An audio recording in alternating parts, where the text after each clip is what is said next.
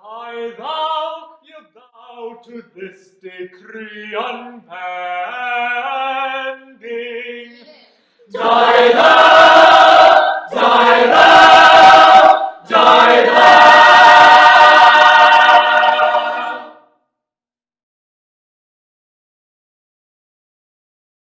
So, Gilbert and Sullivan were a librettist and composer duo who, way back in the late 1800s, made a series of operas, and the society is dedicated to celebrating and performing their work. A sort of recent trend with the society that I'm very much on board with is reaching beyond that a little bit to celebrate theatre making in general.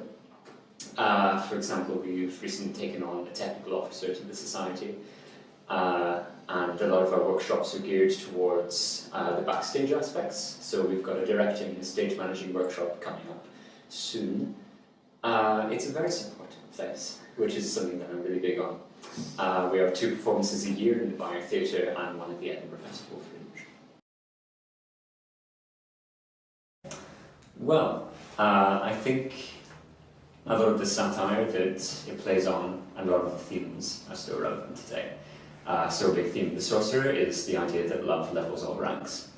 And the modern day is quite full of hierarchies and class systems, so I think that's a very important idea.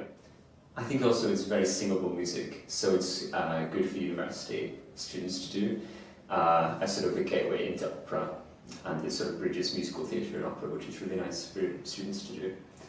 And it's very light-hearted as a genre, which I think in St Andrews a lot of people are interested in exploring dark theatre and sort of very deep meanings. And GNS does that to an extent, but it's also escapism to the extreme. I am a very deaf old man and hear you very badly.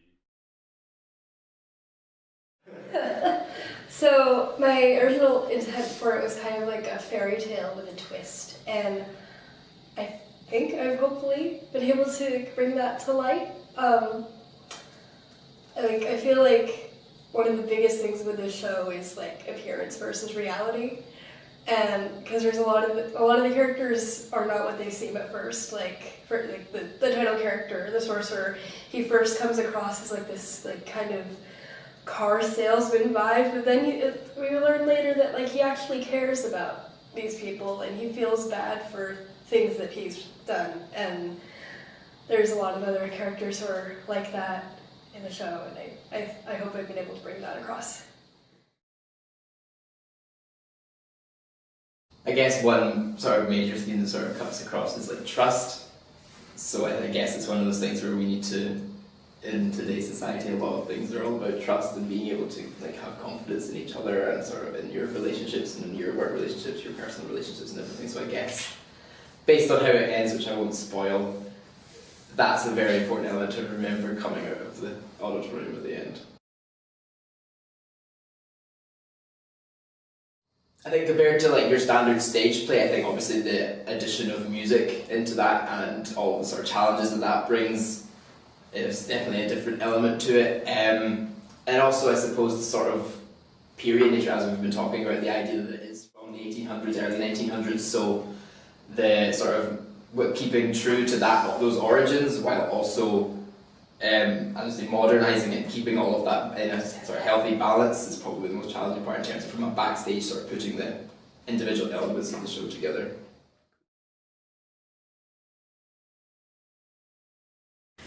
So I think the big decision for my part for the Sorcerer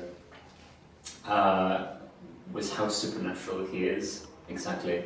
Because there are some people play him like a magician who pulls rabbits out of hats. Some people play him like an alien.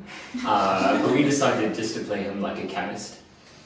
So in this world, magic is real, it's science, and he just sells it. So I think that's where Alicia's vision really came through for my character.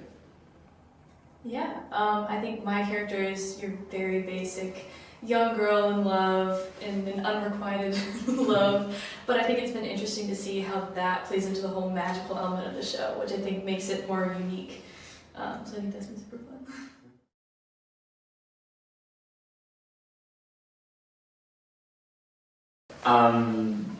It has a bit of a darker ending. It's not your happy ending. There are two principal characters caught in a conflict by the end over the soprano character Aline. And one of them is me, and one of them is her up until a certain point loving fiance. And two of the three don't make it out alive, or do they?